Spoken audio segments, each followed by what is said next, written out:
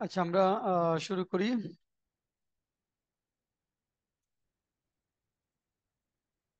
আজকে আমাদের আলোচ্য বিষয় হলো ফোকাস রাইটিং। ফোকাস রাইটিং এর দুইটা ফোকাস রাইটিং এর আপনাদের পিডিএফ দিয়েছি গ্রুপে। ওই দুইটা পেয়েছেন আশা করি।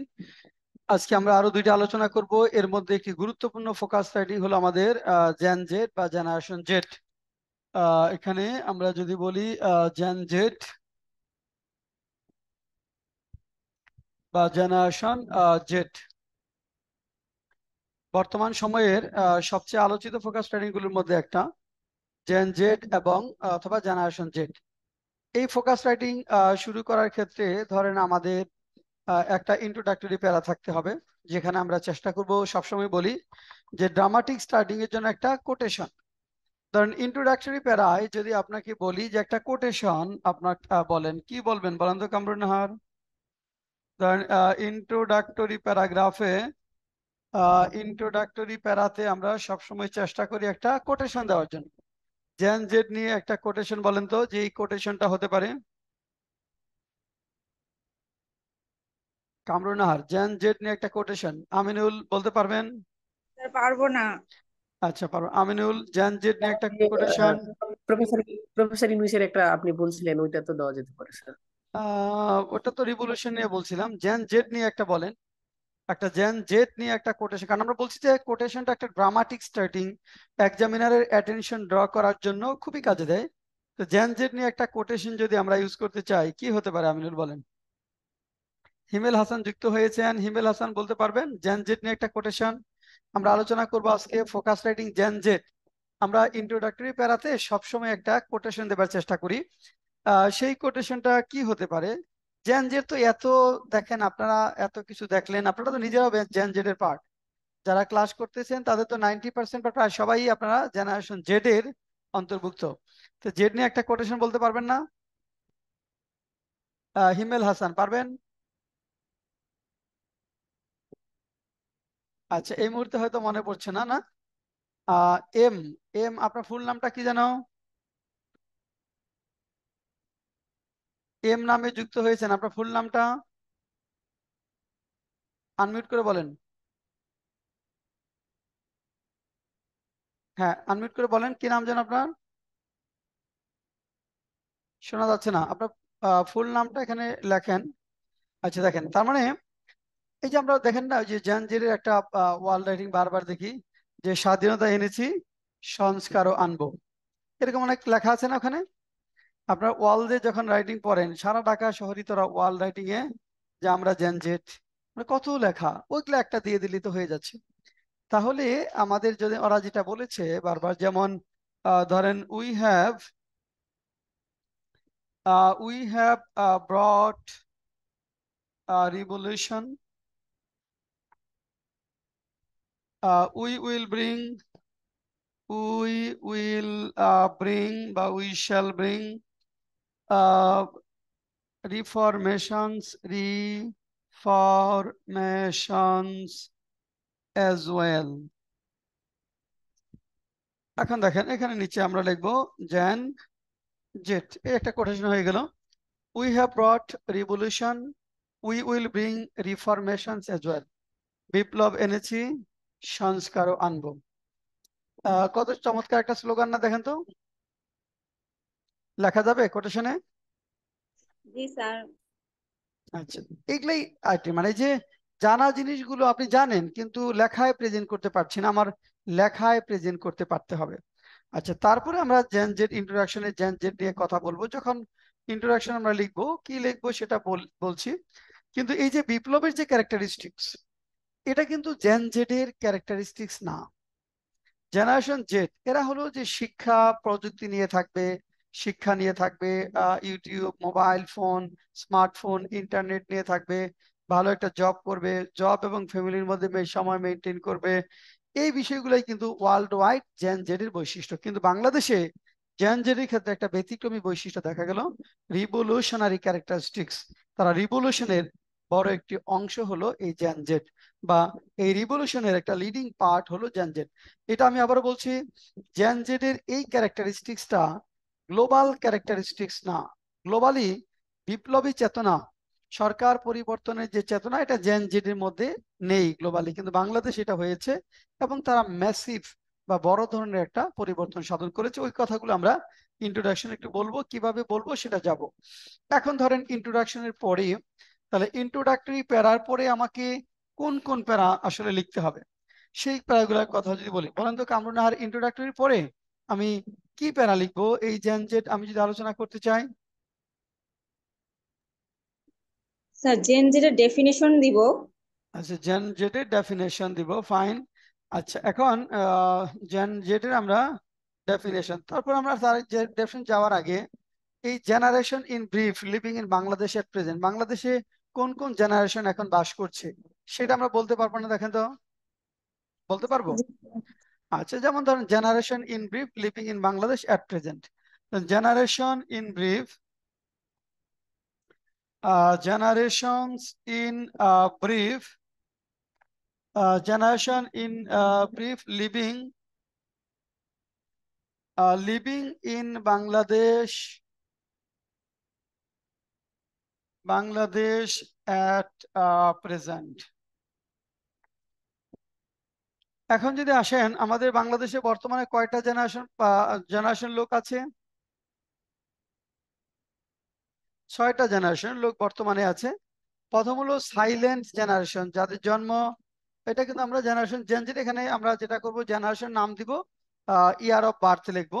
যেমন সাইলেন্ট জেনারেশন যেটা 1925-এ যাদের জন্ম, যাদের জন্ম 1925 থেকে 1945, অর্থাৎ এই 30 বছর সময়কাল যেটা, সেটাকে বলা হয় সাইলেন্ট জেনারেশন।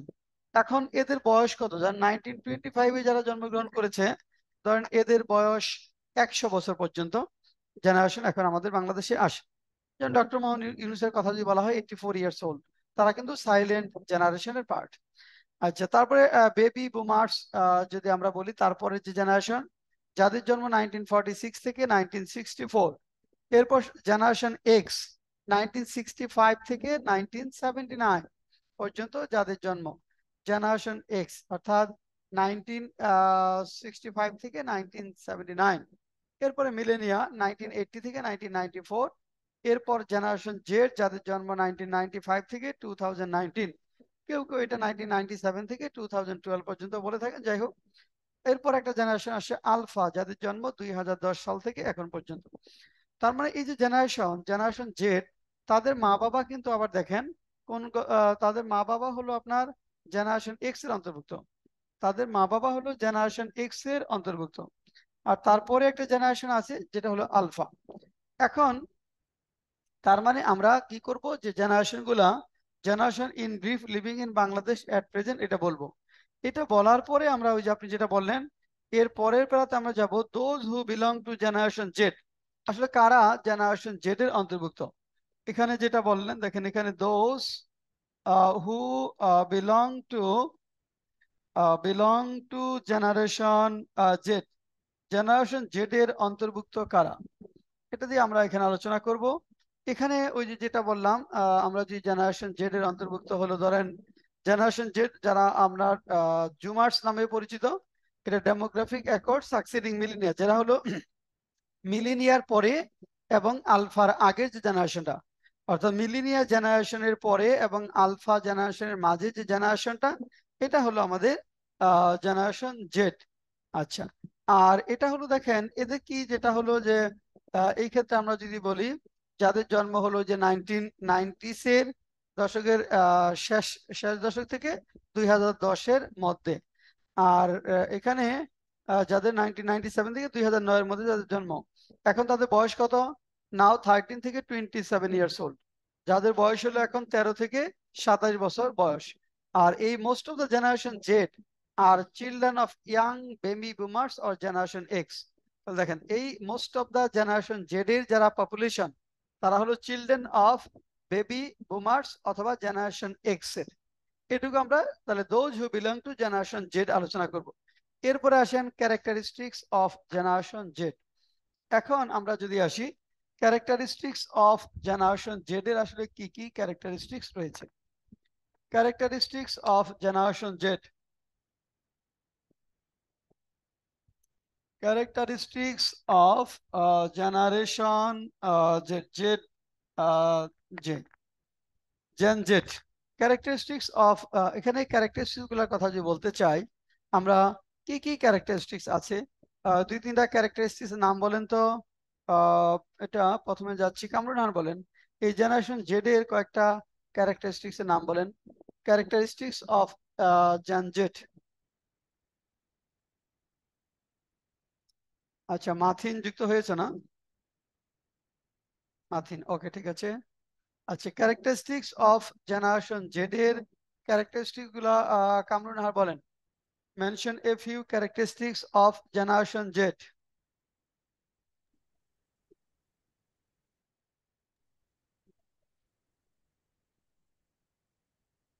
স্যার হ্যাঁ মনেই পড়ছে না।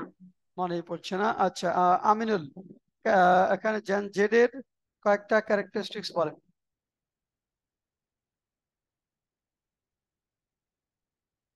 স্যার একটা উন্মাদনা একটা হতে পারে স্যার। উন্মাদনাটা নেগেটিভ সেন্সে চলে যায় আমরা পজিটিভ সেন্সে যদি বলি মানে এক্সাক্ট যে ক্যারেক্টারিস্টিক্স গুলা রয়েছে জেন জেড এর সেগুলা বলেন আপনারা তো এই জেড এর অন্তর্ভুক্ত কিন্তু বলতে পারতেছেন না কেন আপনারা কি কি করেন সেটা বলেন বা আপনারা যেটা যেটা করেন সেটা বললেই তো হয় যেমন আপনাদের রয়েছে কি লাভ ফর টেকনোলজি আপনারা নিজেদের ক্যারেক্টারিস্টিক বলতে পারতেছেন না এটা খুব স্যাড লাভ ফর টেকনোলজি বা ফ্রেন্ডশিপ উইথ টেকনোলজি বা টেকনোলজি জ্ঞানী প্রযুক্তি বান্ধব এটা হলো এই জেনারেশন জেড এর সবচেয়ে বৈশিষ্ট্যপূর্ণ বৈশিষ্ট্যগুলোর একটা love for technology fondness for social media fondness for social media fondness for social media দেখেন ফন্ডনেস ফর সোশ্যাল মিডিয়া আরেকটা characteristics fondness for social media হলো আমাদের জেন জেড এর আরেকটা ক্যারেক্টারিস্টিক্স তারপরে এখানে আপনি যদি বলতে চান যে more concerned with academic performance and job more concerned with academic performance and job এখানে আমরা যদি বলতে চাই more concerned concerned with academic performance and job with academic performance and job performance and job দেখেন এখানে হলো যে more concerned with academic performance and job তারপরে এমব্রেসিং চেঞ্জ হ্যাঁ এখানে পরিবর্তনকে তারা আলিঙ্গন করে এমব্রেসিং চেঞ্জ আলিঙ্গন করে পরিবর্তনকে এমব্রেসিং এমব্রেসিং চেঞ্জ এরা পরিবর্তনকে আলিঙ্গন করে এমব্রেসিং চেঞ্জ এরপরে ডাইভার্স অ্যান্ড ইনক্লুসিভ এন্টারপ্রেনিউরিয়াল স্পিরিট মানে এদের মধ্যে এন্টারপ্রেনিউরিয়াল স্পিরিট জব করার পরিবর্তে একটা এন্টারপ্রেনিউরিয়াল স্পিরিট কাজ করে সেটা আমরা লিখতে পারি এখানে দেখেন ডাইভার্স অ্যান্ড ইনক্লুসিভ এন্টারপ্রেনিউরিয়াল স্পিরিট এখানে ডাইভার্স অ্যান্ড ইনক্লুসিভ এন্টারপ্রেনিউরিয়াল স্পিরিট অর্থাৎ উদ্যোক্তা হওয়ার যে এন্টারপ্রেনিউরিয়াল স্পিরিট উদ্যোক্তা হওয়ার যে স্পিরিট তাদের মধ্যে রয়েছে সেটা হলো একটা গুরুত্বপূর্ণ বিষয় তাহলে ক্যারেক্টারিস্টিক এই ক্যারেক্টারিস্টিক গুলোর কথা বললেই হবে আচ্ছা ক্যারেক্টারিস্টিক্স অফ জেন জেড এর পরের প্যারাটা কি হওয়া উচিত বলেন তো এর পরের প্যারাটা আমি যদি এস লিখি তাহলে এর পরের প্যারাটা কি হওয়া উচিত এরপরে কি লিখবো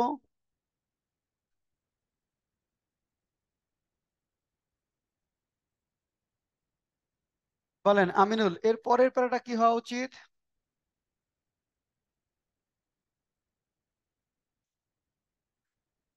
না কামরুন নাহার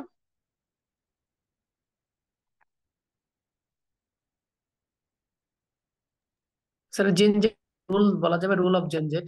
হ্যাঁ গুড হ্যাঁ rule of Gen Z in the perspective of Bangladesh এটা কিন্তু জেনজেটের এক এক দেশে এক এক রকম রুল হয় কিন্তু বাংলাদেশের রুলটা একটু ডিফারেন্ট তাহলে আমি যদি আসি rule of Gen Z in the perspective of Bangladesh rule of rule of Gen Z Gen Z in the perspective of Bangladesh perspective of Bangladesh. Bangladesh পার্সপেক্টিভে জেন জেডের ভূমিকাটা কি? Rules of Gen Z in the perspective of Bangladesh. বাংলাদেশের পার্সপেক্টিভে জেন জেড, হ্যাঁ আমিনুল বলেন, জেন জেড বাংলাদেশের পার্সপেক্টিভে জেন জেড কি কি রুল প্লে করেছে বা কি কি রুল আছে জেন জেডে বলেন। স্যার সবচেয়ে বড় রুল তো একটা মানে কোটা রেভলিউশন, একটা মানে একটা রেভলিউশন তো নিয়ে আসলো স্যার এটা। স্যার, হ্যাঁ এটা তাছাড়া অবশ্যই। এর আগে আর কি আছে? একটু ভাবি স্যার। প্রথম দেখেন সেফ রুট মুভমেন্ট ইন 2018, ওইখান থেকে শুরু। নিরাপদ সড়ক আন্দোলন, তাই না? এটা গুরুত্বপূর্ণ একটা বিষয়। দেখেন সেফ, এখানে road movement, road movement in 2018, 2018 সালে নিরাপদ সড়ক আন্দোলন, এটা একটা।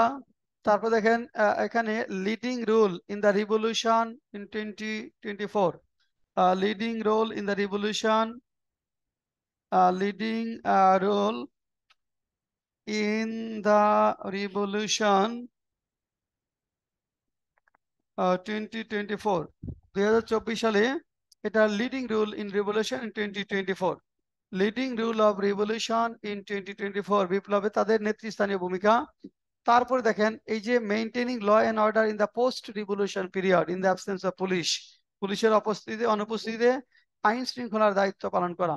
Maintaining law and order in the, এখানে in post revolution period, maintaining maintaining law and order, law and order in the post revolution period, in the absence of police, in the absence of police in the post revolution period, in the post revolution period,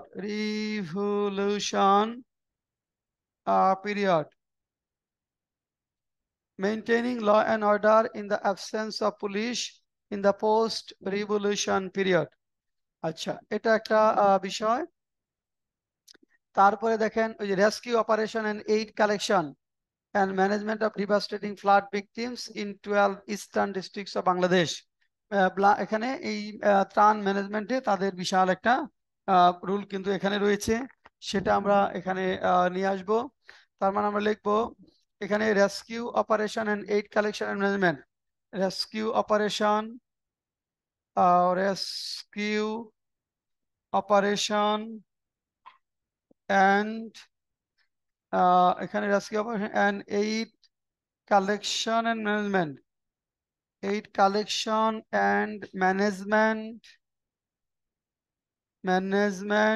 for the devastating flood victims, for the devastating flood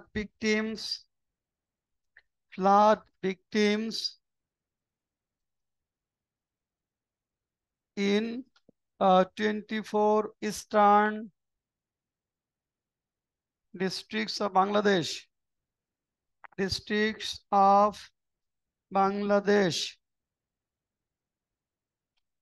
এটা একটা গুরুত্বপূর্ণ point. তাহলে rescue operation and aid collection and management for the devastating flood victims in 12 eastern districts of Bangladesh, যেটা খুব এই এখনো চলছে। এটার ক্ষেত্রে জেনজেট বিশাল রোল প্লে করেছে, এটা গুরুত্বপূর্ণ একটা বিষয়। তারপরে আপনি আরো বলতে চান creating mounting pressure for durable reformations in the different bodies of the state, রাষ্ট্রের বিভিন্ন পর্যায়ে সংস্কারের জন্য তাদের যে ক্রিয়েটিভ পর্বত সমান প্রেসার। তাহলে ক্রিয়েটিং মাউন্টিং প্রেসার আমরা যদি লিখি, দেখেন এখানে ক্রিয়েটিং মাউন্টিং প্রেসার,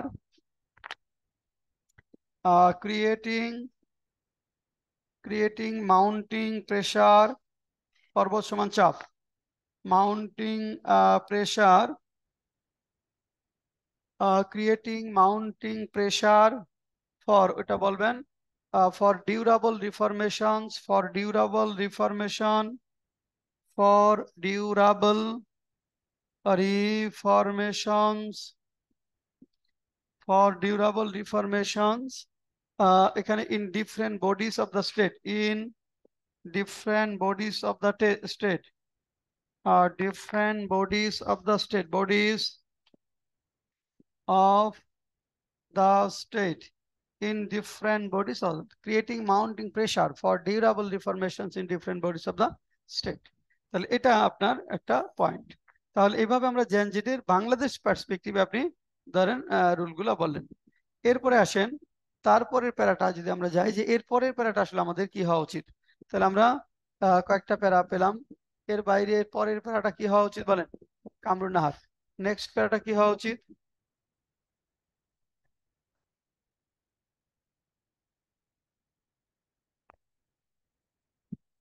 হ্যাঁ আমিনুল বলেন, পরের প্যারাটা কি হওয়া উচিত?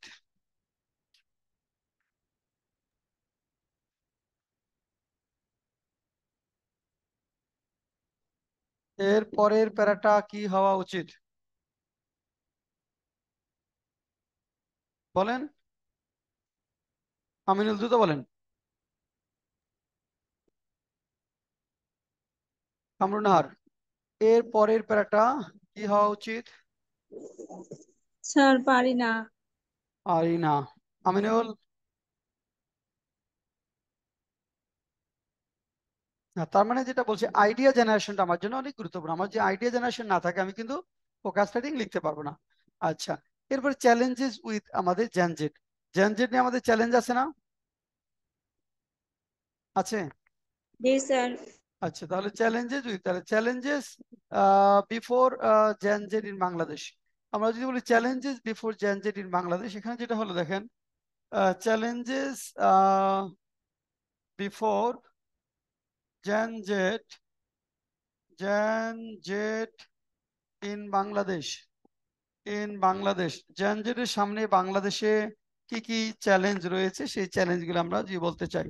প্রথম চ্যালেঞ্জটা কি? ফার্স্ট চ্যালেঞ্জ বলেন, প্রথম চ্যালেঞ্জ কি বলেন?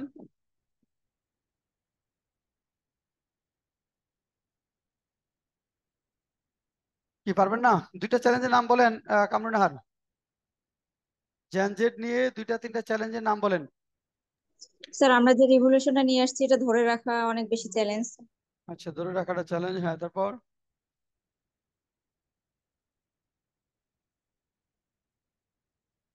বলেন। আর নাই? আমিনুল?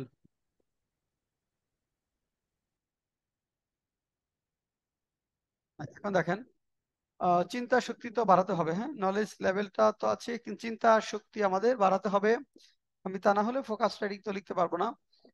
দুই একটা পয়েন্ট বলতে পারতে হবে। প্রথমে যেমন, হ্যাঁ, ক্রিয়েটিং ডিসেন্ট এমপ্লয়মেন্ট অপরচুনিটিস। এই যে বিশাল একটা জনগোষ্ঠী, ধরেন আমাদের এখানে জেডের মধ্যে প্রায় ধরেন 25 to 30% জনসংখ্যা।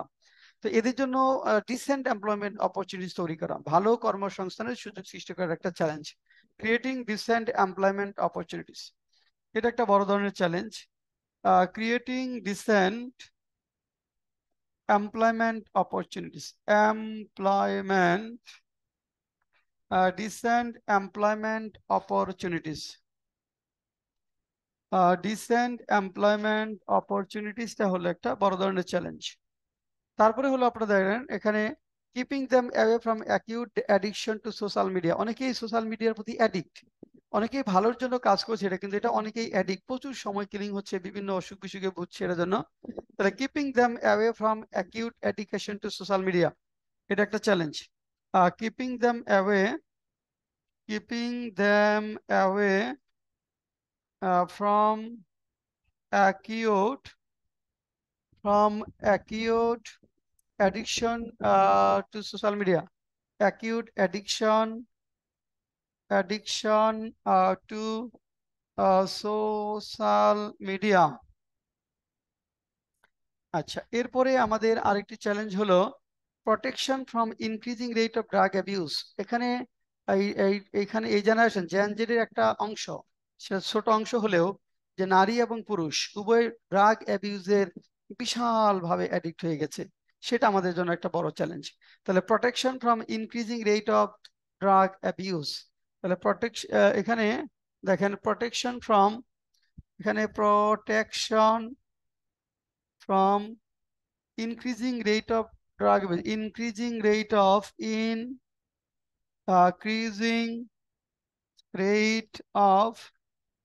rate of drug abuse, rate of drug abuse, protection from increasing rate of drug abuse। তারপর দেখেন minimising gap with 4 earlier generation, এখন টোটাল 6টা জেনারেশন আমাদের, তাদের আগে 4টা জেনারেশন আছে, পরেরটা অসুবিধা হবে না, আগের 4টা জেনারেশনের সাথে জেনারেশন গ্যাপটা মিনিমাইজ করা। তাহলে minimising gap with 4 earlier generation, minimizing gap with 4 earlier generation, minimizing gap with 4 earlier generation, minimizing gap with 4 earlier generations,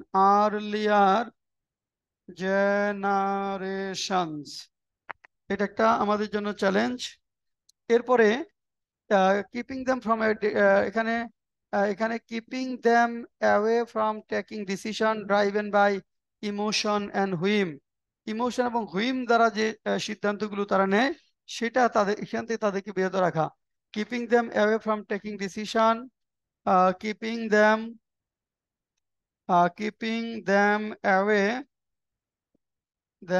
away from taking decision driven by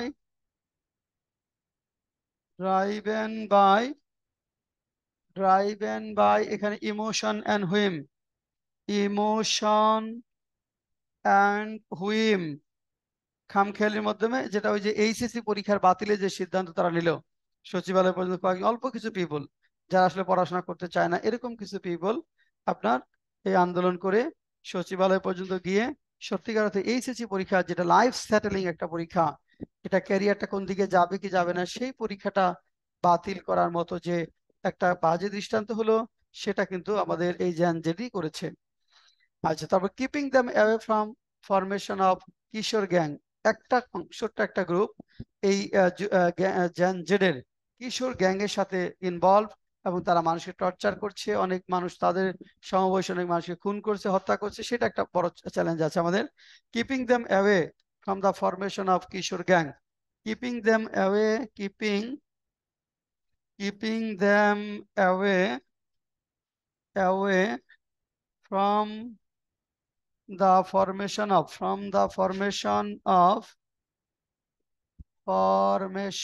of Kishore gang,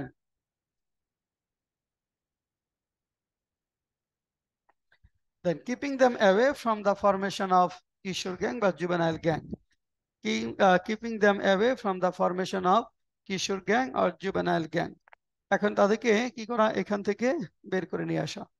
আচ্ছা, এখন এই হলো আমাদের ধরেন আমাদের যে ফোকাস রাইটিং জেড নিয়ে points, এর বাইরে আমাদের ভালো মানের একটা ইন্ট্রোডাকশন এবং ভালো মানের একটা কনক্লুশন আমাদের লিখতে হবে। এখন দেখেন তো সব পয়েন্ট কভার হয়েছে না বাকি আছে কিছু?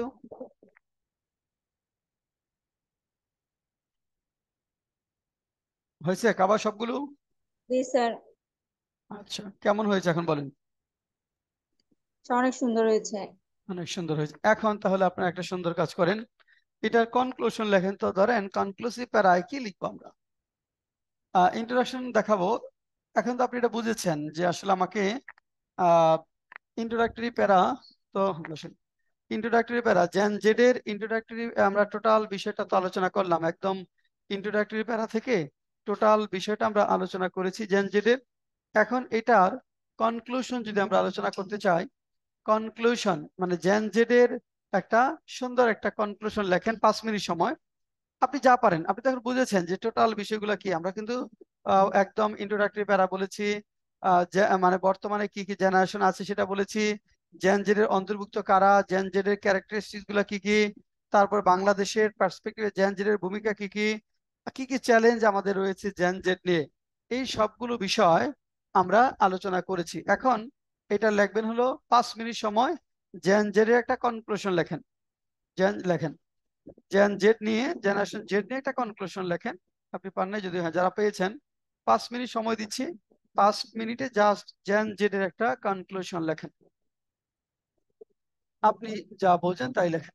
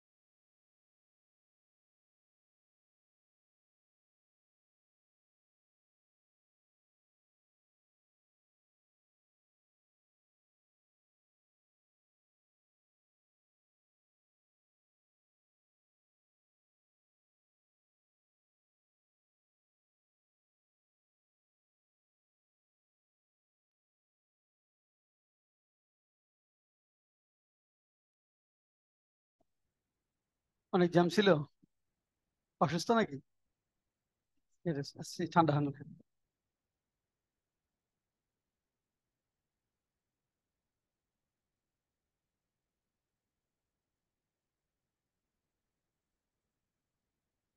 আচ্ছা, কি লিখলেন বলেন তো? কামরুন নাহার, কি লিখলেন? কনক্লুশন লিখছেন? মাথায় আসতেছে না। আচ্ছা দেখি কামরুন নাহার কি লিখলো। কনক্লুসিভ প্যারা, রিভলিউশন, মানে জেন জেট নিয়ে আমরা কনক্লুশন লিখতে চাই। হ্যাঁ, কামরুন নাহার পড়েন। স্যার আমি লিখেছি generation Z is a generation that is shaping the future in a variety of way. Hmm. Their comfort with technology, social consciousness, diversity, and entrepreneurship spirit are contributing to a society. হ্যাঁ, তারপর? Sir এতটুকুই লিখেছি। আচ্ছা, ওগুলা যদি আমরা ইন্ট্রোডাকশনের পার্টগুলো cover করব, বডির ভিতরে তাদের কি কি কন্ট্রিবিউশন, ওগুলা কিন্তু আমরা ধরেন ইন্ট্রোডাকশনে কিছু বলবো, আবার বিভিন্ন প্যারা যে বললাম সেই প্যারাগুলোতে বিভিন্নগুলো বলবো, কিন্তু কনক্লুশন এখানে আশাবাদের কথা বলতে হবে। মানে আপনি এর আগে যা বলেছেন ইন্ট্রোডাকশনে বিভিন্ন প্যারা, সেই কথাগুলো অত ডিটেলস থাকবে না। এখানে আমাদের আশাবাদ ব্যক্ত করতে হবে এর আসলে সামনে কি করবে। মানে এই তারা কি করেছে এটা নিয়ে একটা লাইন আনতে পারেন, কিন্তু ভবিষ্যতে আসলে তারা কি করবে, কি করতে চায়, কিভাবে আগাবে, তাদের প্রতি চেয়ে আছে মানুষ, তাদের কাছে প্রত্যাশার, এই জায়গাগুলো মূলত নিয়ে আসতে হবে। আমিনুল কি লিখছেন?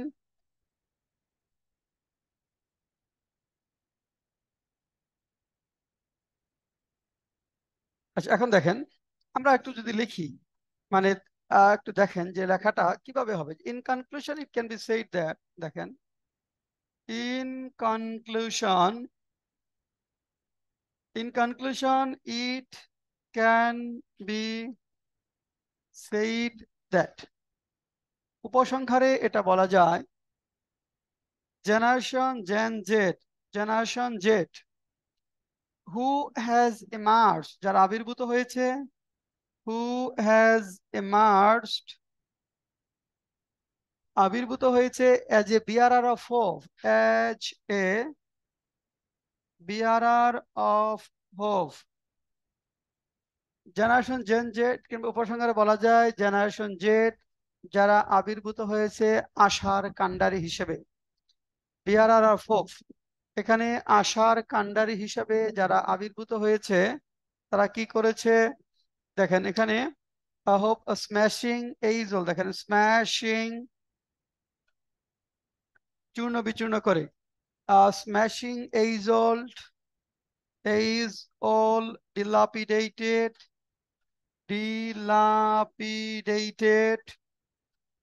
and worn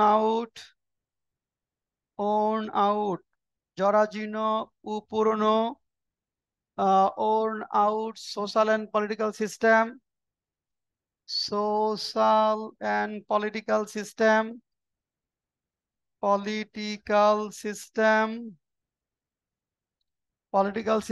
যারা কি করেছে, যে উপসংহারে বলা যায় generation Z who has emerge, যারা আবির্ভূত হয়েছে as a bearer of hope, আশার কাণ্ডারি হিসেবে, smashing age old dilapidated and worn out social and political system, অর্থাৎ দীর্ঘদিনের জরাজীর্ণ এবং পুরনো রাজনৈতিক, সামাজিক, রাজনৈতিক ব্যবস্থাকে চূর্ণ বিচূর্ণ করে যারা আবির্ভূত হয়েছে তারা কি হবে? Will go ahead, will go ahead, দেখেন তারা সামনে যাবে। এখানে আমরা যদি বলি will go ahead, will go ahead, তারা সামনে যাবে। কিভাবে সামনে যাবে সেটা আপনি বলবেন, will go ahead to the desired goals, মানে to their desire, will go ahead to their desired goals, তাদের যে অভিষ্ট লক্ষ্যগুলো আছে সেগুলোর দিকে সামনে যাবে। গো অ্যাহেড এন্ড, এখানে will go ahead on the days coming ahead, আচ্ছা, এখানে will go ahead to their desire goals at an unstoppable speed, অদম্য গতি, at an unstoppable unstoppable speed, at an unstoppable, অদম্য গতিতে সামনে এগিয়ে যাবে, তাদের লক্ষ্যের দিকে এগিয়ে যাবে। আচ্ছা, on the days coming ahead, on the days coming ahead সামনের দিনগুলোতে, on the days coming ahead সামনের দিনগুলোতে এগিয়ে যাবে, and give the toiling masses of this country এবং এদেশের মেহনতি মানুষকে, and give the toiling masses of this country and give the toiling masses of this country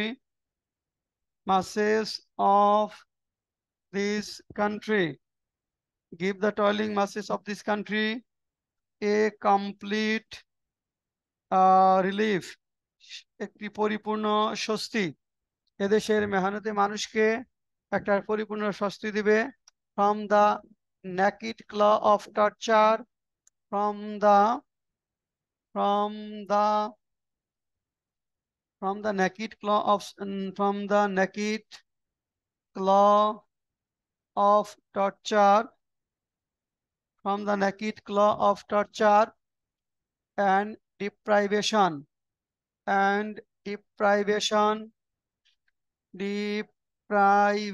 বঞ্চনা, অর্থাৎ এখানে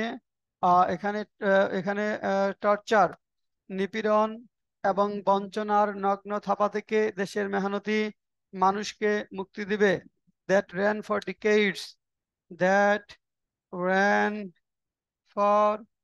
decades দশকের পর দশক ধরে চলতে থাকা নগ্ন নির্যাতন বা নিপীড়ন এবং বঞ্চনা থেকে এদেশের মেহনতি মানুষকে সত্যিকারের একটি মুক্তি দিবে কারা? এই জেন জেড এই জন্য কাজ করবে।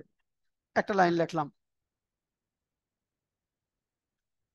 এগুলি লক্ষ্য না, এটাই তো কথা, তাদের লক্ষ্য তো এটাই, তাই না?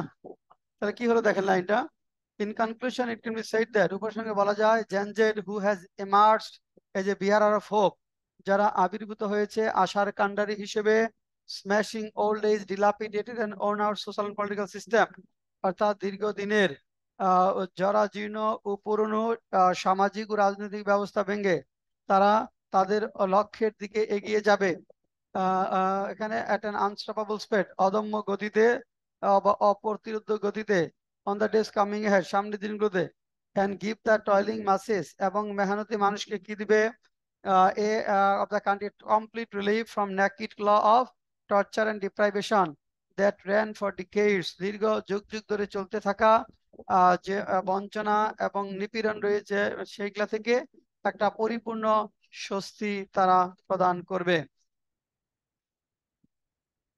Torture that ran for decades যেটা দশকের পর দশক ধরে চলেছে, that ran for decades আর কি করবে, আর আসেন holding the hands of this new revolutionary force এই নতুন বৈপ্লবিক যে ফোর্স রয়েছে তাদের হাত ধরে কি করবে, the state policy of divide and rule will be buried অর্থাৎ ভাগ করো এবং শাসন করো, যে আমরা এবং তোমরা, আমরা মুক্তিযোদ্ধা তোমরা রাজাকার, আমরা এটা তোমরা ওইটা, এই যে ডিভাইড করা একটা গ্রুপকে ফেভার করে মানে বিভাজনের তিক্ত বিষাক্ত যে বীজ সেটা বপন করে দেশকে শাসন করার যে বিষয় সেটা পরিসমাপ্তি হবে, তাই না? বিষয়টা এগুলোই তো কথা, কিন্তু এগুলো মাথায় আনতে হবে না, এগুলো আনলে তো স্মার্ট হয়ে যাবে। এই সহজ কথাগুলি মূলত আমাদের নিয়ে আসতে হবে। এখন দেখেন আচ্ছা এখন দেখেন তারপরে হ্যাঁ এটাই আনতে হবে। তারপর দেখেন এরপর আপনি কি করবেন, লিখবেন এভাবে যে holding the hands of this new revolutionary force, holding the hands of this new revolutionary force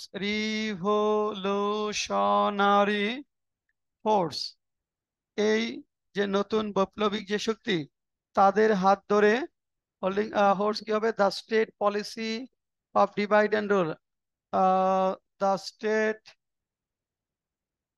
state policy রাষ্ট্রের যে নীতি, the state policy of divide and rule the policy, the state policy of divide and rule এখানে রাষ্ট্রীয় যে নীতি ভাগ করো এবং শাসন করা, ভাগ করা এবং শাসন করার যে রাষ্ট্রীয় নীতি সেটা কি হবে, will be buried forever, will be buried, BURIED for এবার, চিরদিনের জন্য সেটা বিলুপ্ত হবে। Divide and rule will be buried forever, চিরদিনের জন্য সেটা বিলুপ্ত হবে। তারপরে the feelings of we and they will be abolished, আমরা এবং তোমরার যে অনুভূতি সেটা বিলুপ্ত হবে। সেমিকোলন দিয়ে লেখেন the feelings of we and they, of we and they, we and they, আমরা এবং তারা, will be abolished, will be abolished, will be abolished. Feelings of we and they will be abolished. আমরা এবং তারার যে অনুভূতি সেটা ধ্বংস হবে। Each and every citizen of the country will live together with dignity and honor. Each and every citizen of the country, each and every citizen of the country, citizen of the country, each and every citizen of the country will live together, will live together in dignity and honor, in dignity and honor, dignity, in dignity and honor, অর্থাৎ এখানে মর্যাদা ও সম্মানের সাথে, মর্যাদা ও সম্মানের সাথে বাস করবে, dignity and honor। তারপরে violence in the name of religion will be stopped, violence in the name of religion will be stopped। এখানে দেখেন violence in the name of religion will be stopped, violence in the name of religion will be stopped, violence in the name of religion will be stopped। ধর্মের নামে সহিংসতা বন্ধ হবে। we will have a new Bangladesh, we will have, আমরা একটি নতুন বাংলাদেশ পাবো। we will have a new Bangladesh, new Bangladesh, আমরা পাবো একটি নতুন Bangladesh. we will have a new Bangladesh, কি হবে যেখানে বাংলাদেশ that our predecessors মানে পূর্বসূরি, predecessors, PREDECESSORS, DECESSORS, predecessors, আমাদের পূর্বসূরি যারা ছিলেন তারা dreamed, স্বপ্ন দেখেছিলেন, dreamed in 1952, 1971 and 1990, 1952, 1971, 71 and 1990। It is our firm belief that, এটা আমাদের দৃঢ় বিশ্বাস, it is এখন সতর্কবার্তা, it is our firm belief that, it is our firm belief that, এটা আমাদের সতর্কবার্তা, it is our firm belief that generation Z will not deviate, generation Z will not deviate, বিচ্যুত হবে না, will not deviate from their ideals, from their ideals, from their ideals, from their ideals, তাদের আদর্শ থেকে বিচ্যুত হবে না, and will never bargain away, and will never bargain away, কখনোই বিকিয়ে দিবে না, will never bargain away, will never bargain away, will never bargain away, bargain away, তারা কখনোই বিকিয়ে দিবে না, bargain away the interest of this country, the interest of this country, of this country, interest of this country and countrymen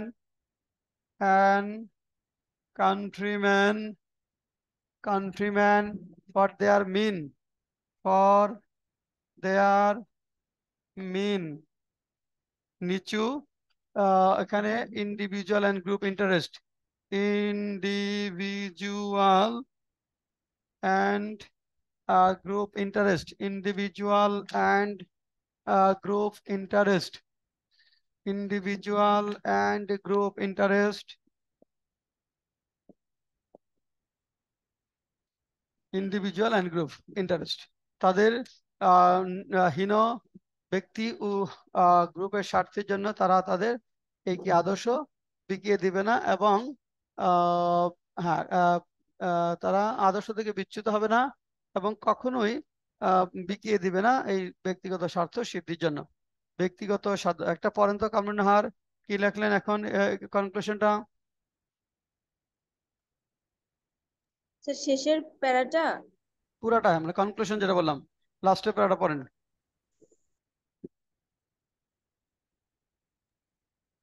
In conclusion, it can be said that Generation Z, who has emerged as a bearer of hope, shaming age old deputed শ্যামিং না, ওটা কি বলছি, smashing না, smashing মানে চূর্ণ বিচূর্ণ করে, smashing. হ্যাঁ, dilapidated and own our social and dilapidated, smashing, dilapidated. হ্যাঁ,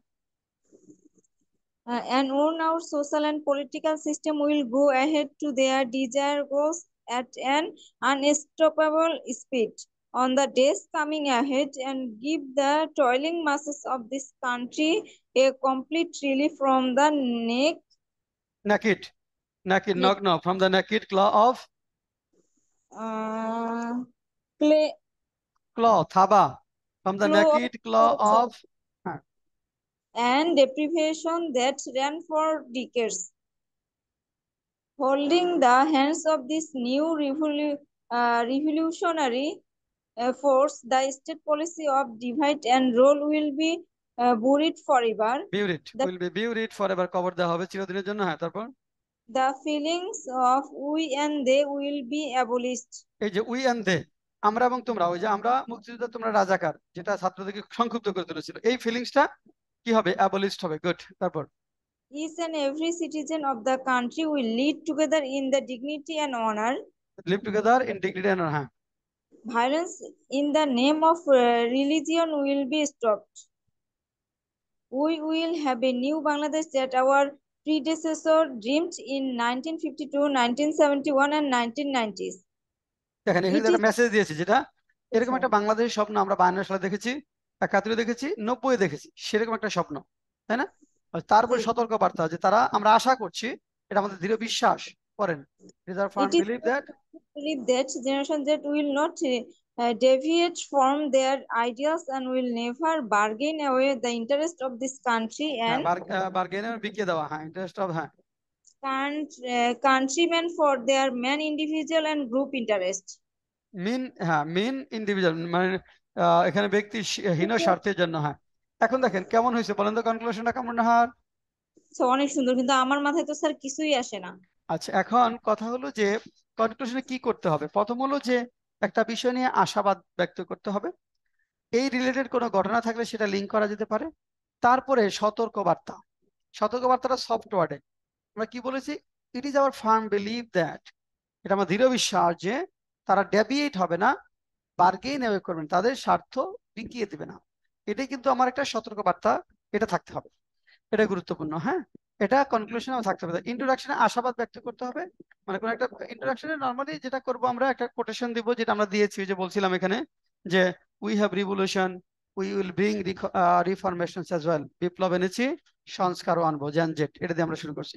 তারপর এখানে কিছু কথা বলবো। এখন দেখেন, যারা আমরা লিখতে পারি না, ধর ভালো, তাদের কাজ কি, কিছু ইন্ট্রোডাকশন কনক্লুশন মুখস্থ করে ফেলা। আপনি এই কনক্লুশন যদি মেমোরাইজ করে ফেলেন, রিভলিউশন রিলেটেড যে এসে আসবে লেখা যাবে না।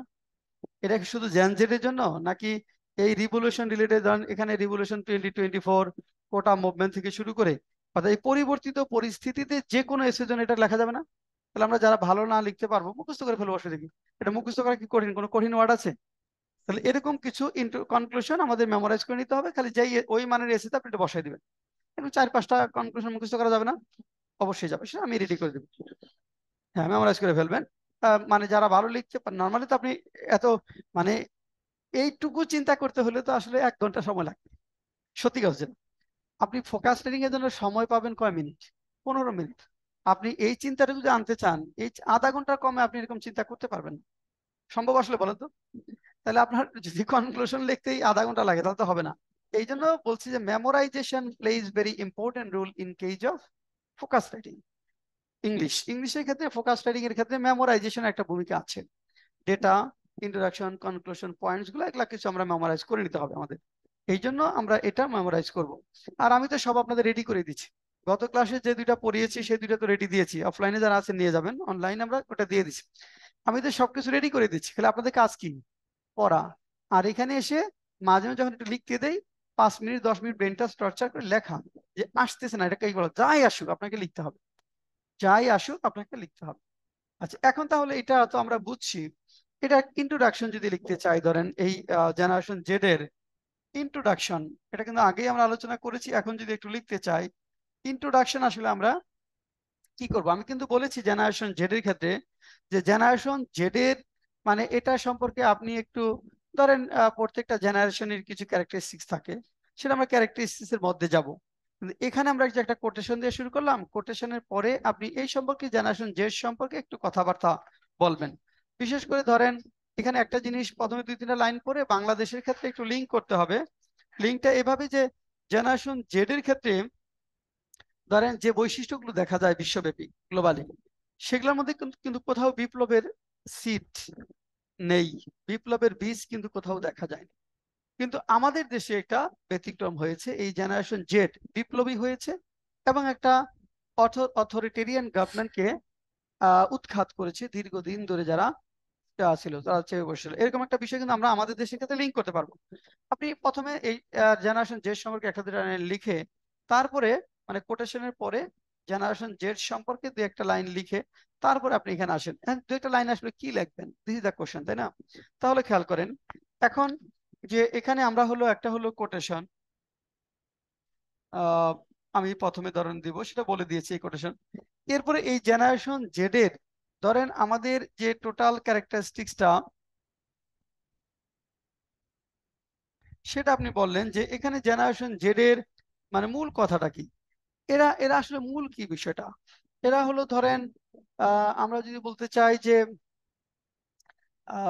Hyper connected to social media, না মানে এটা একটা এমন একটা জেনারেশন যেটা ধরেন হাইপার কানেক্টেড, ব্যাপকভাবে সম্পৃক্ত হলো মানে ইন্টারনেট টেকনোলজি, ইন্টারনেট এবং সোশ্যাল মিডিয়ার সাথে ব্যাপকভাবে সম্পৃক্ত একটা কি পপুলেশন গ্রুপ হলো জেন জেড।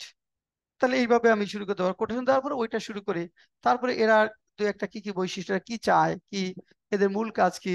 এদের মূল কাজ, এরা মূল যে বিষয়টা চায় সেটা হলো শিক্ষা, মানে ভালো শিক্ষা করবে, জব করবে, ফ্যামিলির মধ্যে ব্যালেন্স করবে, প্রযুক্তি নিয়ে থাকবে, প্রযুক্তির মধ্যে যোগাযোগ বাড়াবে, মানে শান্তি, এটুকুই। মানে এর বাইরে তেমন চাওয়া পাওয়া তাদের খুব একটা দেখা যায়নি। তারপরে কিন্তু বাংলাদেশের ক্ষেত্রে একটা ব্যতিক্রমী বিষয় দেখা গেছে। সেই ব্যতিক্রমী বিষয়টা কি, সেটা করে ওখানে শেষ, আর এখানে যাব না আমরা, কারণ যেহেতু আমরা অন্যান্য বিষয়গুলো তো আসবে। তাহলে এখানে আমরা যে কাজটা করব সেটা হলো ডিটেল বিস্তারিত যাব না, কারণ অনেকেই আছে যে ইন্ট্রোডাকশন এমন ভাবে লেখা শুরু করেন সেখানে কজও চলে আসে, যখন কজ দেন তখন চিন্তা করতে ফলাফল দেওয়া দরকার, তাই না? এখন যখন আপনি কজ দিচ্ছেন ইন্ট্রোডাকশনে, তখন মনে হয় ফলাফল না দিলে কেমন দেখা যায়। তাহলে বাকি থাকে কি, ইন্ট্রোডাকশন কজ দিলেন, ফলাফল দেন, কনক্লুশন বাকি থাকে, তাই না? ওইটা দিয়ে দিলে তো একটার মধ্যেই সব হয়ে যায়। এই জন্য ইন্ট্রোডাকশনটা আমার এমন ভাবে হতে হবে যেটা অন্য পয়েন্টের বিষয়গুলো কভার করবে। যখন আমার ডেফিনেশনের বিষয়টা থাকবে আলাদা, তখন এটা ডেফিনেশন আনবো না। যদি ডেফিনেশন আলাদা না থাকে, ইন্ট্রোডাকশনে ডেফিনেশন দেওয়া যাবে।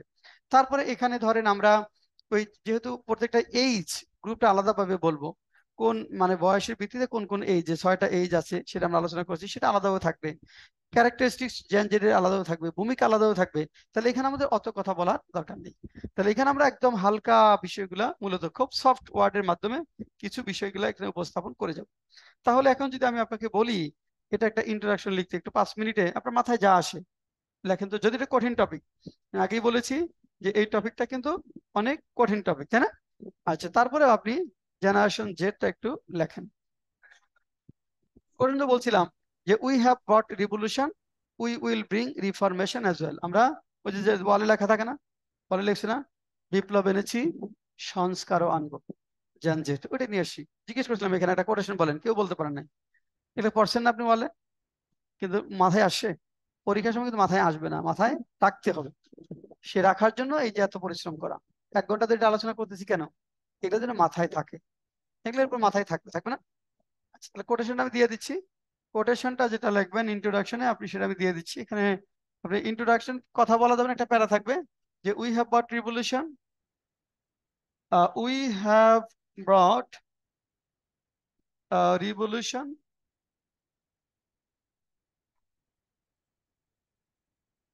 We will bring, bring reformations as well. Reformations as well. Janjit. যেটা আপনি যখন এই কোটেশন দিয়েছেন, দেখেন তো একটা ড্রামাটিক স্টার্টিং হয়ে গেল না? চমৎকার একটা স্টার্টিং হয়ে গেছে না? একদমই অ্যাটেনশন ড্র করবেন এখানে। আমার কাজ হলো অ্যাটেনশন ড্র করা, ভালো মার্কস পাওয়া। তাহলে we have brought revolution, we will bring reformations as well. বিপ্লব এনেছি, সংস্কারও আনবো। এখন লেখেন।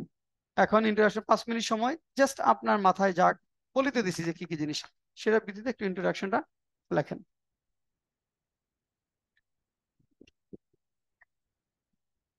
অনেকভাবেই লেখা যাবে, আপনি আপনার মতো করে লিখবার চেষ্টা করেন। অনেকভাবে এটা আমরা লিখতে পারবো, আপনি আপনার মতো করে লিখবেন।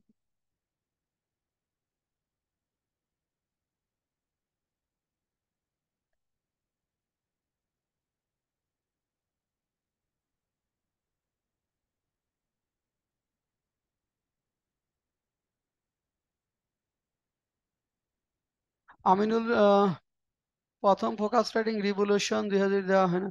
না, দেওয়া হয়েছে, দেখেন দেওয়া হয়েছে রিভলিউশন। রিভলিউশন যেটা দিয়েছেন সেটা এসে দিয়েছেন, ফোকাস রাইটিং দেননি।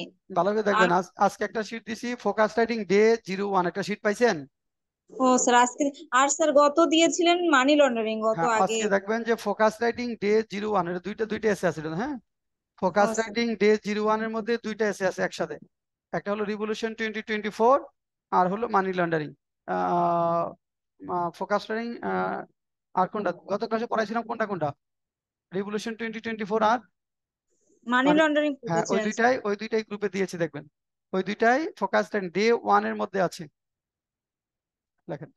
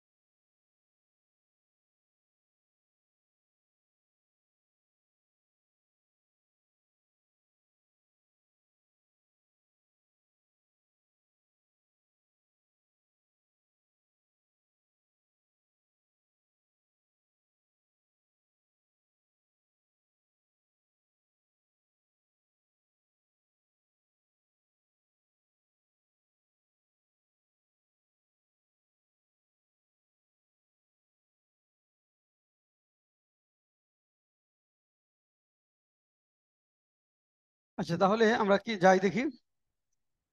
আচ্ছা, হ্যাঁ বলেন কামরুন আর কি লিখলেন?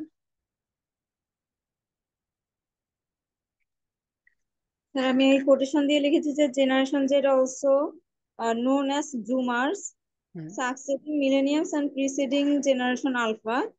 They are born 1997 to না, 2012. ওটা তো আমরা আলাদা প্যারা যাব, মানে ওটা হু বিলং টু জেনারেশন জেড, আপনাদের তো পয়েন্ট যে বললাম সেখানে আলাদা একটা প্যারা ছিল যে হু বিলং টু জেনারেশন জেড, ওটা তো ওইখানে যাবে। এটা তা এখানে না, তারপর বলেন। হ্যাঁ, এগুলোই লিখেছি আমি ওখানকার। ওইখানকার। আচ্ছা, আমিনুল কি লিখছেন?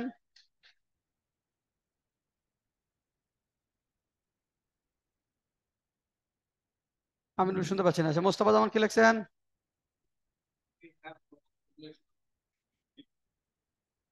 হুম, হুম।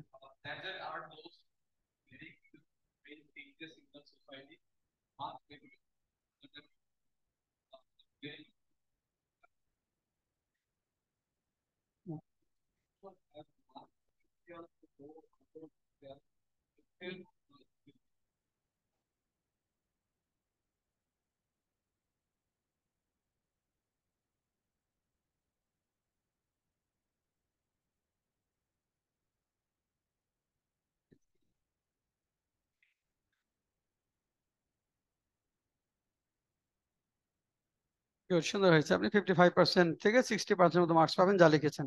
হ্যাঁ স্যার, আর কি লিখছেন?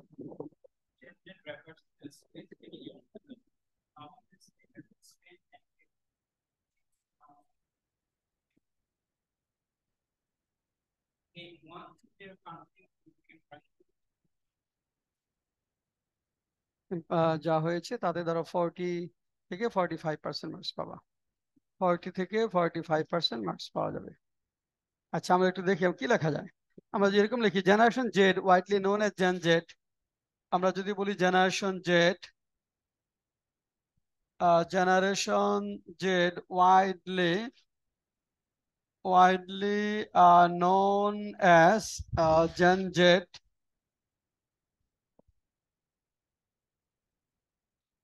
widely known as Gen Z, যারা Gen Z নামে ব্যাপকভাবে পরিচিত, has grown up amidst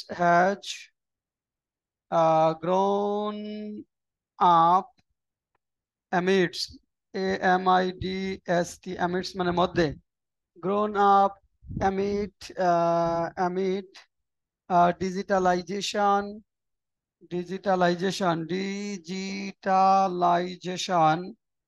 যারা জন্মগ্রহণ করেছে ডিজিটালাইজেশন, বড় হয়েছে ডিজিটালাইজেশনের মধ্যে, increased access to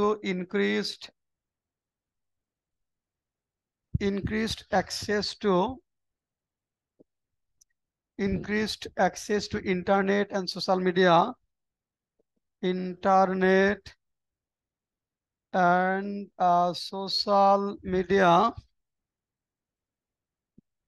increased access to internet social media, fostering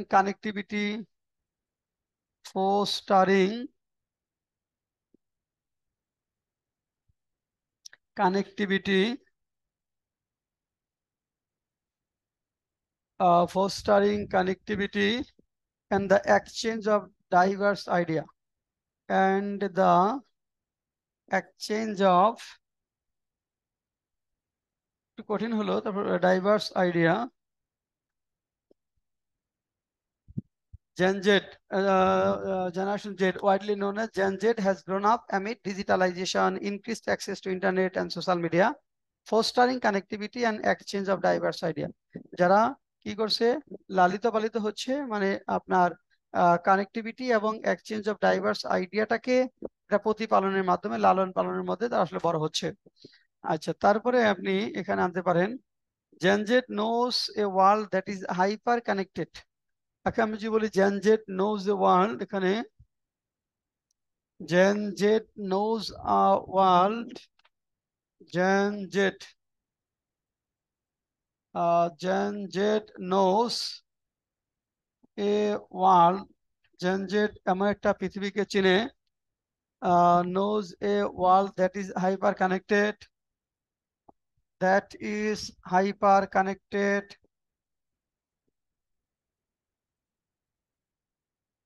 দেখেন that is hyper connected where by the tap of a where দেখেন by the tap একটা tap of a smartphone, tap of a smartphone,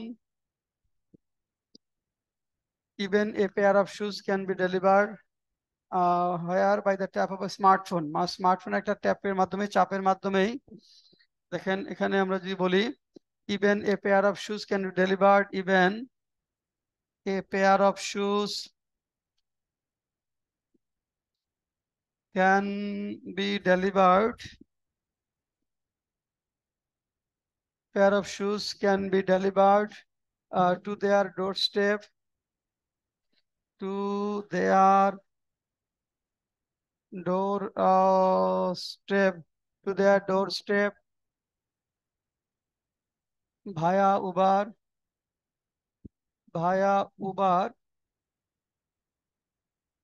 or drone. Pair of shoes, এক জোড়া জুতা, shoes যেখানে এক জোড়া জুতাও পৌঁছানো যায় তাদের ডোর স্টেপে, drone in less than an hour via Uber or drone in less than an hour, in less than an hour, এখানে in less than an hour, in less than an hour, এক ঘন্টারও কম সময়, is now world that is hyper connected whereby the tap of a smart, আর সহজ করা যাবে even a pair of shoes can be delivered to their doorstep by a Uber or drone in less than an hour. Drone অথবা উবারের মাধ্যমে আসলে এক ঘন্টার কম সময় তারা যে কোনো অর্ডার চায় সে দিতে পারে। The population of this generation is not inherently revolutionary. স্বভাবগতভাবে এরা বিপ্লবী না। এখন আসেন এই পপুলেশন গুলা স্বভাবগতভাবেই পপুলেশনরা বৈপ্লবিক না। তাহলে population of this age group is not inherently revolutionary. The population of this age group is not inherently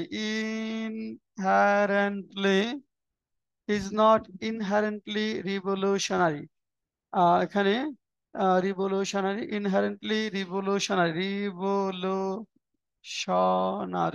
স্বভাবত এরা রিভলিউশনারি না। as they desire change, যেহেতু তারা প্রত্যাশা করে, as they desire যেহেতু তারা প্রত্যাশা করে, as they desire for change পরিবর্তনের প্রত্যাশা করে, as they desire for পরিবর্তনের প্রত্যাশা করে কিন্তু বৈপ্লবিক না। পার্টিকুলারলি রিগার্ডিং ইস্যু, বিশেষ করে কোন কোন জায়গায় তারা পরিবর্তন ইস্যু করে দেখেন change particularly regarding issues, change particularly বিশেষ করে particularly regarding issues, regarding issue দেখেন পার্টিকুলারলি রিগার্ডিং কোন কোন ইস্যুগুলোতে সেটা যদি আমরা আনি, issues like education, gender inequality, gender equality, gender equality, and climate action,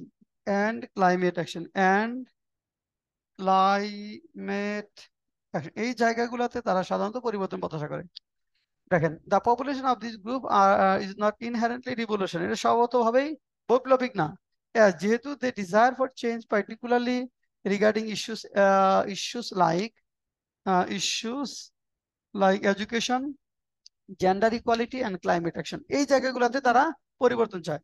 শিক্ষা, লিঙ্গ এখানে সমতা এবং পরিবর্তনের যে কর্মকাণ্ড, এই সব জায়গাগুলোতে তাদের পরিবর্তন, অন্য জায়গাগুলোতে সাধারণত না। কিন্তু বাংলাদেশের ক্ষেত্রে ব্যতিক্রম হয়েছে। however compared to the rest of the world, পরে লিখবেন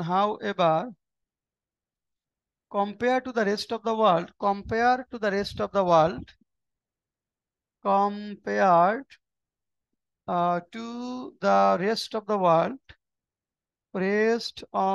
the world, compare to the rest of the world, অর্থাৎ এই রেস্ট অফ দ্য ওয়ার্ল্ডের তুলনায়, compared to the rest of the world, এই রেস্ট অফ দ্য ওয়ার্ল্ডের তুলনায় Bangladesh has noticed a new Gen Z. দেখেন, Bangladesh has noticed a new Gen Z, Bangladesh has noticed a new Gen Z, Bangladesh has noticed a new Gen-Z. Bangladesh has noticed a new Gen-Z who has actively engaged, has actively engaged, who has actively engaged, who has যুক্ত হওয়া, engaged, who has engaged in a mass movement, in a mass movement, মানে গণ আন্দোলনে যারা জোরালোভাবে সম্পৃক্ত হয়েছে, actively engaged in a mass movement. তারপর দেখেন এখানে demanding greater transparency, demanding greater transparency, greater transparency, transparency, demanding greater transparency and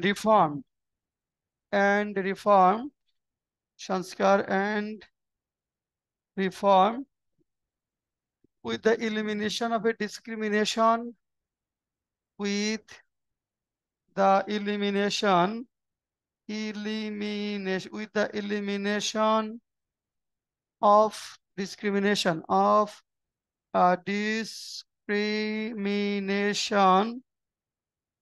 discrimination, and created a new history, and created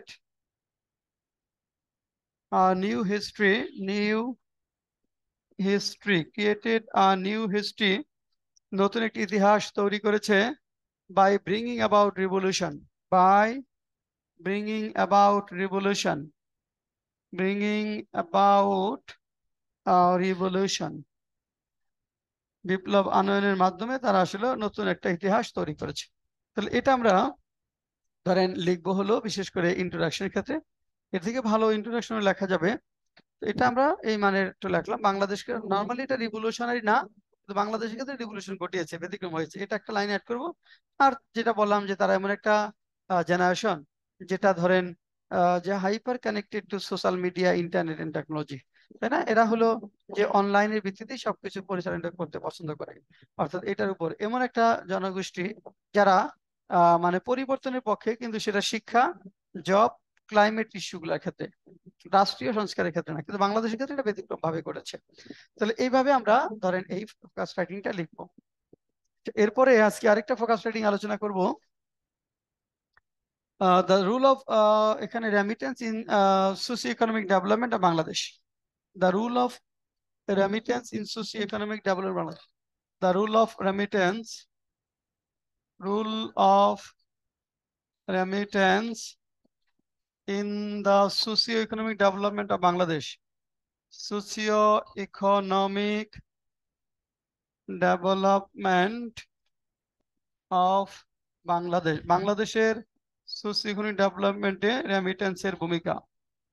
দুইটা কথা বলছি, সোশ্যাল ডেভেলপমেন্টের ক্ষেত্রে, ইকোনমিক ডেভেলপমেন্টের ক্ষেত্রে আমাদের রেমিটেন্সের কি ভূমিকা, এটা কি কি পয়েন্টস এর ভিত্তিতে লেখা উচিত, ইন্ট্রোডাকশন থেকে কনক্লুশন পর্যন্ত, ইন্ট্রোডাক্টরি প্যারা থেকে কনক্লুসিভ প্যারা পর্যন্ত কি কি লাইনের ভিত্তিতে লেখা উচিত, এটা লেখেন।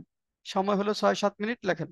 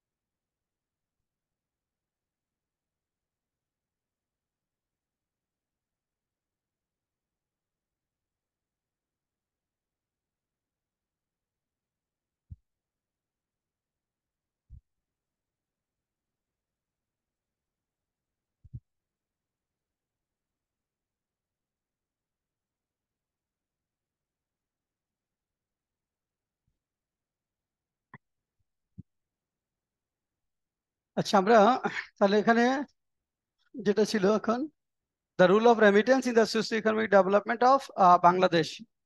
আচ্ছা, কামরুন হওয়ার পর্যন্ত কি কি পয়েন্টের ভিত্তিতে লিখতে চান আপনি সেটা, ফোকাস রাইটিংটা? Sir, introduction. হ্যাঁ, প্রথমে ইন্ট্রোডাকশন, ওকে। Remittance is. হ্যাঁ, আর ইন্ট্রোডাকশন পরে? Sir, what remittance is? মানে remittance টা কি? হ্যাঁ, ওকে, ফাইন। হোয়াট রেমিটেন্স ইজ, এটা একটা প্যারা আসবে, ফাইন। হোয়াট তারপর remittance is. types of remittance. হ্যাঁ, Types of remittance. না, টাইপস অফ রেমিটেন্স দরকার নাই। টাইপস অফ রেমিটেন্সের দরকার নাই। তারপর Sir, remittance and economic growth. Remittance and, তারপর এখানে present position of Bangladesh in earning foreign remittance, মানে ইন্ট্রোডাক্টরি প্যারার পরে what foreign remittance is, foreign রেমিটেন্সটা কি সেটা বলবেন। তারপরে আপনি present scenario of Bangladesh in earning foreign remittance, foreign remittance অর্জনের ক্ষেত্রে এখন বাংলাদেশের অবস্থানটা কি, একটা প্যারা আসবে। মানে কি অবস্থায় আমাদের ফরেন রেমিটেন্সটা আছে, স্ট্রেসের মধ্যে আছে, কি কি জায়গা, সেই জায়গাগুলো আসবে। তারপরে কি লিখবো? Sir, how do remittance affect economic development? Effect তো না, এটা এফেক্ট তো ক্ষতি, নেগেটিভ অর্থে। মানে rule of remittance to the socio economic development of Bangladesh, মূল প্যারা যেটা, তাই না? এখানে আমরা যেহেতু ফোকাস রাইটিং, এটা তো অত মানে পয়েন্ট আকারে নিচে নিচে লিখবো আমরা, অথবা একটা প্যারার মধ্যে সবগুলো পয়েন্ট, অথবা নিচে নিচে যেটাই বলেন 8-10টা পয়েন্ট হবে। তার মানে rule of remittance to the socio economic development of Bangladesh, এখানে কি কি রুল সেটা বলেন। এখানে কি কি রুল প্লে করে, মানে এই রুলটার মধ্যে, মানে এই রুলটার মধ্যে, এটা তো মূল পয়েন্ট আমাদের, role of remittance in the socio economic development of Bangladesh. সেখানে কি কি রুল বলবেন বলেন। প্রথম কাজ কি রুলেটা? To maintain balance of payment, তাই না? ব্যালেন্স অফ পেমেন্টের ক্ষেত্রে বিশাল ভূমিকা পালন করে ব্যালেন্স অফ পেমেন্ট। তারপর two maintain balance of payment, এটা একটা গুরুত্বপূর্ণ বিষয়। Two maintain balance of payment, balance of payment, balance of payment maintain করার ক্ষেত্রে গুরুত্বপূর্ণ ভূমিকা পালন করে। আমরা অর্থাৎ আমদানি রপ্তানির আহ, জন্য যেটা হয়, যে আমাদের তো আমদানি বা অনেক বেশি রপ্তানি থেকে, তো আমাদের একটা নেগেটিভ, সাধারণত ওই নেগেটিভটা রেমিটেন্স দিয়ে আমরা কভার করতে পারি। হ্যাঁ, গুড। তারপর কি? কারেন্সি, ফরেন কারেন্সি রিজার্ভটা বাড়ে না? কারেন্সি রিজার্ভটা বাড়ে, সেটা গুরুত্বপূর্ণ একটা বিষয়। তাহলে to enrich foreign currency reserve, to enrich foreign currency reserve, foreign currency reserve, to enrich foreign currency reserve, foreign currency রিজার্ভটা সমৃদ্ধ হয়। To boost up GDP growth and to create employment, GDP গ্রোথটা বাড়ে এবং কর্মসংস্থানের সুযোগ বাড়ে। তাহলে to boost up GDP growth and create employment, এখানে to boost up GDP growth and create employment, কিভাবে এমপ্লয়মেন্টটা বাড়ে? এমপ্লয়মেন্টটা কিভাবে বাড়ে? ধরেন যারা বিদেশ থেকে টাকা পাঠায়, ওরা তো দেশে যখন টাকা পাঠায়, সেগুলা দিয়ে ধরেন ছোট ছোট দোকান, ব্যবসা বাণিজ্যের সাথে যুক্ত হয়, তাই না? হয়তো একটা ধরেন কর্মশালা করলো, বা একটা দোকান এখানে চালাচ্ছে, অথবা একটা ধরেন ফ্যাক্টরি, এরকম যে ছোট ছোট জায়গায় যে ইনভেস্টমেন্ট, সেখানে কিন্তু 1-2 জন লোক কাজ করে, বা 5 জন লোক কাজ করে, তো সেই কর্মশালাতে, তো সেখানে কিন্তু ওই কর্মসংস্থানটা হচ্ছে, সে দেশের বাইরে থেকে টাকাটা পাঠাচ্ছে। হ্যাঁ, এখানে কি হচ্ছে, এখানে আহ, সে নর্মালি যেটা হচ্ছে, আপনার এখানে ইনভেস্টমেন্ট হচ্ছে। এখানে মিলসের কেউ কেউ মিলস, কারখানা, ফ্যাক্টরি, ছোট দোকান কিনছে, সেটা আরেকজন দিয়ে চালাচ্ছে, এইভাবে কর্মসংস্থানের সুযোগটা তৈরি হচ্ছে, এভাবে কর্মসংস্থানের সুযোগটা তৈরি হচ্ছে। আচ্ছা, তারপরে এরপরে যেটা হবে আমাদের, টু রেইজ পার ক্যাপিটা ইনকাম, গড় মাথা পিছু আয়টা বাড়ে। টু রেইজ পার ক্যাপিটা ইনকাম, এর মাধ্যমে আমাদের যেটা হলো, পার ক্যাপিটা ইনকামটা বাড়ে। টু রেইজ পার ক্যাপিটা ইনকাম যদি আমরা বলি, টু রেইজ পার ক্যাপিটা ইনকাম, এটা 4 নম্বর পয়েন্ট হলো, টু রেইজ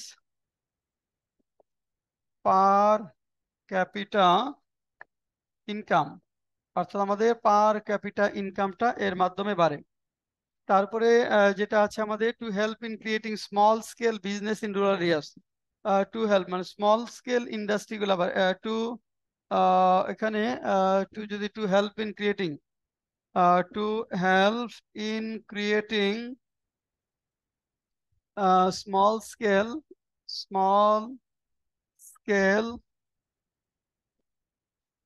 এখানে small scale business in rural area, businesses in rural area. Businesses in rural area. Small scale businesses in rural area. একটু একটা minute.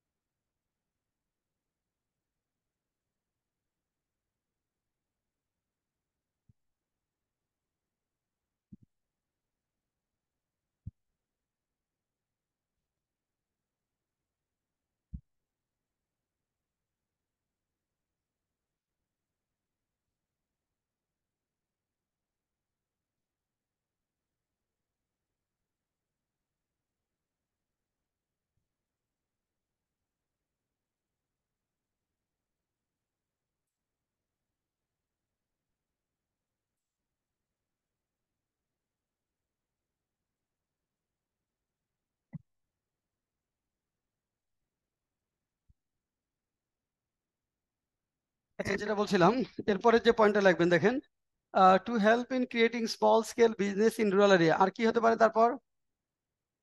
To reduce poverty, দারিদ্র কমায় না, মানে যেগুলো জানেন আপনি ওইগুলোই লিখবেন, আর কিছু না। ফোকাস রাইটিং মানে হলো এইটা, ডেটা যত বেশি পুট করতে পারেন, এগুলো তো পয়েন্ট।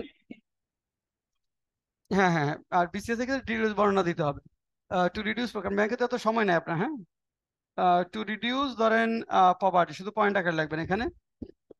তারপরে যেটা হলো আমাদের 7 নাম্বার, হ্যাঁ হ্যাঁ হ্যাঁ, to ensure quality accommodation for the members of the remittance fighters.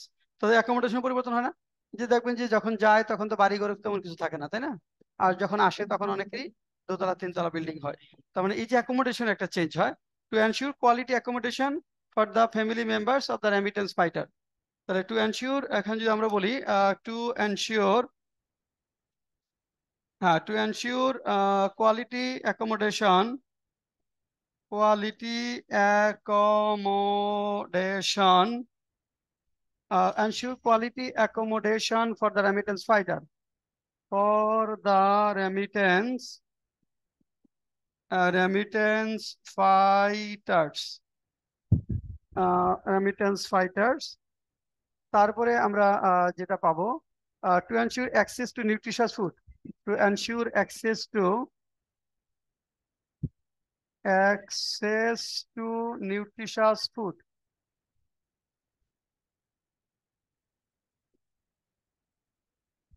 to ensure access to nutritious food, nutritious food এর প্রতি access। আচ্ছা, তারপর টু গ্রো সেভিংস।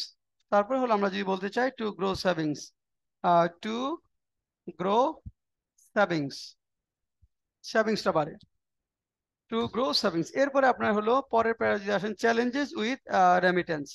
এখন দেখেন চ্যালেঞ্জেস উইথ রেমিটেন্স, আমাদের কিছু চ্যালেঞ্জ রয়েছে, মানে এখানে challenges to maintain and raise the flow of remittance. এখানে challenges to maintain the flow of remittance, মানে এই চ্যালেঞ্জ গুলা কি? এখন দেখেন challenges to maintain the flow of remittance আমরা যদি বলি, সেখানে আমাদের কি কি চ্যালেঞ্জ রয়েছে সেটা যদি বলতে চান। Challenges to maintain the flow of remittance, এখানে আমরা যদি বলি challenges to maintain the flow of remittance, to maintain the flow of remittance, the flow of remittances. প্রথম চ্যালেঞ্জ গুলা কি বল, কি কি চ্যালেঞ্জ রয়েছে এই ক্ষেত্রে? চ্যালেঞ্জ গুলা কি কি চ্যালেঞ্জ গুলো বলেন? দু একটা চ্যালেঞ্জের নাম বলেন তো মোস্তফা জামান।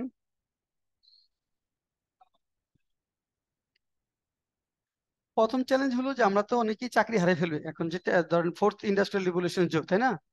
Two minimize technology gap, technology গ্যাপটা মিনিমাইজ করা, এটা একটা বড় challenge. To minimize technology gap, অর্থাৎ তারা অনেকেই প্রযুক্তি সম্পর্কে তাদের জ্ঞান নাই, ওইটা মিনিমাইজ করা। তারপরে ধরেন to make skilled labour force, to make skilled labour force, দক্ষ জনশক্তি তৈরি করা আমাদের জন্য বিশাল। যেখানে দেখা যাচ্ছে যে শ্রীলঙ্কাররা আমাদের থেকে 2-3 গুণ বেশি আর্ন করছে, বেশি টাকা স্যালারি চাকরি করছে শিক্ষিত হওয়ার কারণে। আমরা সেখানে অনেক কম টাকায় আর্ন করছি, মানে অপরচুনিটি লস্ট হচ্ছে আমাদের প্রচুর। তারপর যদি বলেন to save remittance fighter from harassment in home and abroad, remittance ফাইটারদেরকে হ্যারাসমেন্ট হয়, তাই না, দেশে বিদেশে তাদের লোকজন নির্যাতিত হয়, বিদেশে সমস্যায় যখন পড়ে তাদেরকে হেল্প করার মতো পাওয়া যায় না, সুযোগ সুবিধা পাওয়া যায় না সেটা। তার to take effective steps to collect remittance through formal channel, formal চ্যানেলের মাধ্যমে রেমিটেন্স পাঠানো, যেটা ডলার আসবে এবং ডলার আমাদের সংকটটা দূর হবে, সেটা একটা। তারপরে to create new labour market, নতুন নতুন লেবার মার্কেট তৈরি করা, কিছু কিছু মার্কেট আমাদের বন্ধ হয়েছে, ক্ষতিগ্রস্ত হয়েছে, এবং নতুন লেবার মার্কেট তৈরি করা। এরপরে steps taken by the government to boost remittance, তারপরে সরকার এই রেমিটেন্সটা বাড়ানোর কি কি পদক্ষেপ নিচ্ছে, যেমন এখানে ডলার রেট বাড়িয়ে দিচ্ছে, তারপরে মোবাইলের মাধ্যমে পাঠানো যাচ্ছে, ব্যাংকিং চ্যানেলগুলো সুবিধাজনক করছে, রেমিটেন্স ফাইটারদেরকে কিছু প্রণোদনা দেওয়ার চিন্তা ভাবনা করা হচ্ছে। মানে এরকম উদ্যোগ গ্রহণ করার মাধ্যমে মূলত আসলে স্টেপস নেওয়ার চেষ্টা করছে। তারপরে একটা কনক্লুসিভ প্যারা, তারপরে একটা কনক্লুসিভ, ভালো মানের একটা ইন্ট্রোডাকশন থাকবে, ভালো মানের একটা কনক্লুশন থাকবে, আর যে কথাগুলো বললাম এগুলো শুধু আপনি পয়েন্ট আকারে দিবেন, তাহলেই আপনার রুলস অফ রেমিটেন্স চলে আসবে, সোশিও ইকোনমিক ডেভেলপমেন্টের মধ্যে এই বিষয়গুলো আসবে। এটা দুইটাই। আচ্ছা, একটু বড় করে দিছি, মানে এত আপনি যেটা হবে ধরেন ব্যাংকের ক্ষেত্রে এত বড় লিখতে পারবেন, এটা শর্ট করে নেবেন। ব্যাংকের ক্ষেত্রে এত বড় তো লেখা যাবে না, এক পেজ, এটা আধা পেজ লিখবেন, আধা পেজ লিখবেন। তো নর্মালি ধরেন যখন আপনি জানবেন লিখতে যখন পারবেন, যখন মাথায় থাকবে, তখন একটু বড় করলেও কিন্তু অসুবিধা নাই। মানে অত সময় পাওয়া যাবে না, সময় পেলেও কিন্তু ওটা 3 মিনিটের, হ্যাঁ হ্যাঁ 15 মিনিটের মধ্যে লিখতে হবে, ওটা একটু শর্ট করে নেবেন, ওটা একটু শর্ট করে নেব আর কি আমরা। তাহলে এই দুইটা ফোকাস রাইটিং আমরা আগামী ক্লাসে আপনাদের দিয়ে দেবো, এই দুইটা ফোকাস রাইটিং আমরা ইনশাল্লাহ আগামী ক্লাসে দেব। ওকে, তাহলে আজকে শেষ। কারো কোনো কোয়েরি আছে? না।